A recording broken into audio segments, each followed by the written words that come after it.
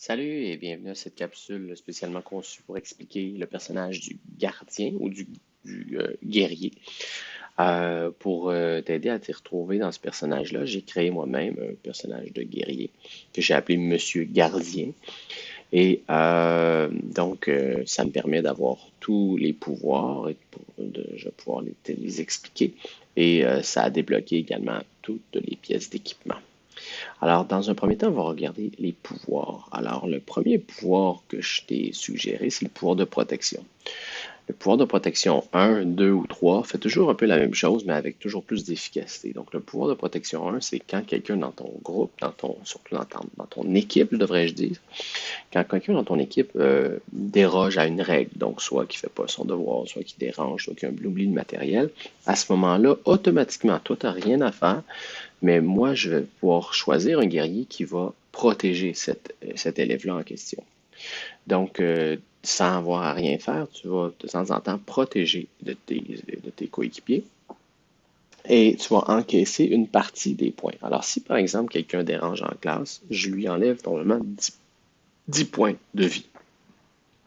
Mais toi, en le protégeant, tu vas recevoir 80% de ces dégâts-là. Donc, au lieu que de perdre 10 points de vie, tu vas en perdre 8. Il y a automatiquement 2 points de vie qui vont disparaître dans l'espace. Et à ce moment-là, toi, tu vas perdre tes points de vie.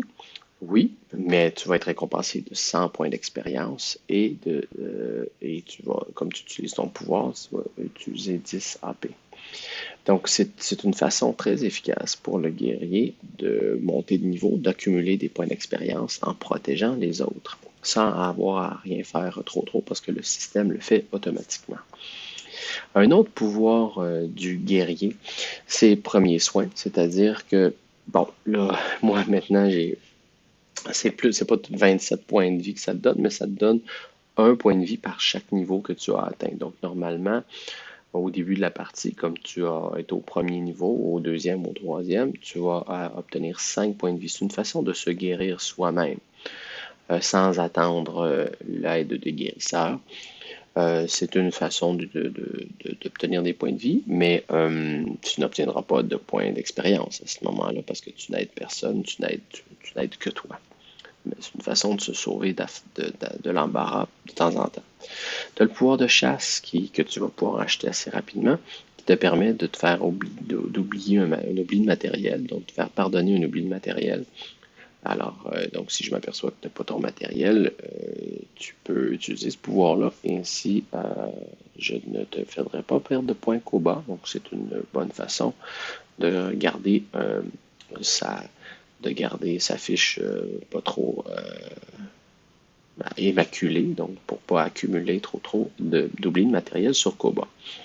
Le pouvoir de protection 2, donc, est juste un peu plus efficace que le protection 1, c'est qu'au lieu d'encaisser 80 points, 80% des dégâts, tu encaisses 65% des dégâts.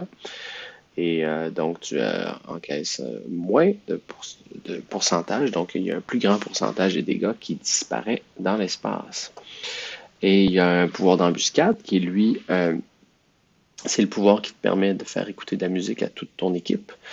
Donc, à certains moments bien précis, ton enseignant va pouvoir déterminer si oui ou non tu peux l'utiliser. Ça ne veut pas dire que tu peux l'utiliser en tout temps, mais généralement, quand les élèves font du travail individuel, je permets l'écoute de musique pour se concentrer. Donc, c'est le pouvoir d'embuscade. Tu as le pouvoir de pardon que tous les types de personnages ont, qui est de pouvoir se faire pardonner un deuxième suivi lors d'une semaine pour d'obtenir une semaine presque parfaite. Je t'explique à chaque dimanche ou généralement chaque semaine, en tout de moins, je vérifie, je regarde comment s'est déroulée ta semaine.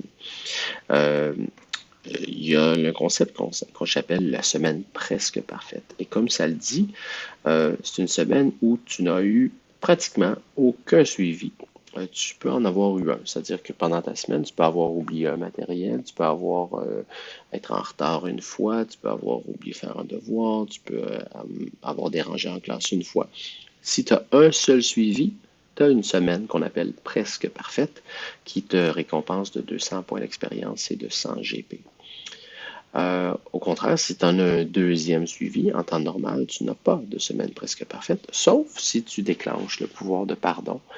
Donc ça, ce pouvoir-là, il faut que tu viennes avertir ton prof que tu l'utilises et à ce moment-là, même si tu as deux suivis dans cette semaine-là, je considérais que c'est une semaine presque parfaite quand même. Des pouvoirs de troisième niveau cette fois, donc pouvoir de niveau 3 qui, encore une fois, protège les autres, mais là, ça réduit de 50% les dégâts que tu encaisses et par le fait même, tu fais disparaître l'autre 50% dans la nature. Tu as le pouvoir d'armure de roc qui est un peu comme se faire pardonner un oubli de matériel. Là, maintenant, tu te fais pardonner un devoir non complété. Fait que ça peut être hyper intéressant. Et finalement, tu as le pouvoir de double puissance qui te permet d'obtenir le double de HP et de XP lorsque tu as une semaine presque parfaite. Donc, ça devient hyper intéressant parce que là, honnêtement, obtenir 400 points d'expérience, ça devient très, très fort. Donc, c'est un pouvoir de niveau 3 pour le guerrier, le pouvoir de double puissance. Donc, ça fait le tour un peu des pouvoirs. Si on regarde rapidement les équipements, juste pour te donner une idée, les kits, ben, toi, le kit de départ que tu as, c'est le kit qu'on appelle Aigrefin. Mais je te montre un petit peu. Donc, tu as le kit du chef, le kit du dragon, celui du paragon.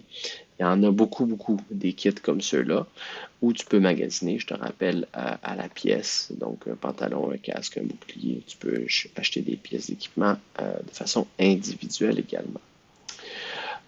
Et puis je terminerai simplement en te disant que n'oublie pas, il y a beaucoup de pouvoirs que tu peux actionner toi-même, comme le pouvoir de premier soin, mais il y a des pouvoirs que tu dois avertir ton enseignant puisque ça ne se fait pas automatiquement. Le système ne le prend pas en compte. Donc, je t'invite à regarder si tu veux pour départager comment ça fonctionne. Je t'invite à regarder ton manuel de Classcraft, le manuel de l'aventurier. Ça indique bien de quelle façon tu peux utiliser tel ou tel pouvoir. Alors, sur ce, je te souhaite un bon Classcraft.